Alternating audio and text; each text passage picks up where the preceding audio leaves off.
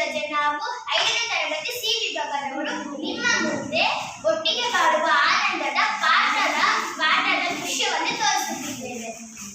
ಒಂದು ಹಳ್ಳಿ, ಅಲ್ಲಿ ಒಬ್ಬ ರೈತನ ಹೊಲವಿತ್ತು.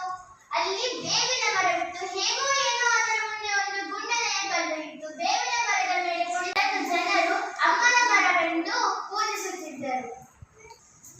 ಒಂದು ಸಲ ತನ್ನಿಂದ ಇನ್ನೊಂದು ಸುಖವಾಗಿದೆ ಎಂದು ಎರಡಕ್ಕೂ ಜಂಬ ಬಂದಿತು. ಬೇವಿನ ಮರ, ನೀನು ನನ್ನ ಪಕ್ಕದಲ್ಲಿ ಇರುವುದಕ್ಕೆ ನಿನ್ನ ಕಲ್ಲು ಎಂದು ಕರೆಯುತ್ತಾರೆ.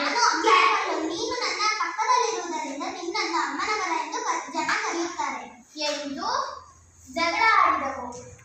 ಕೋಪದಿಂದ ಉರುಳಿ ಬೇವಿನ ಮರದಿಂದ ದೂರ ಬಂದು ನಿಂತಿತು. ಈಗ ಅಮ್ಮನ ಕರು, ನನ್ನ ಪಕ್ಕದಲ್ಲಿ ಅಮ್ಮನ ಮರ ಇಲ್ಲದಿದ್ದರೆ ಅದನ್ನು ಯಾರಾದರೂ ಕಡಿದು ಹಾಕುತ್ತಾರೆ ಎಂದಿತ್ತು ಬೇವಿನ ಮರ.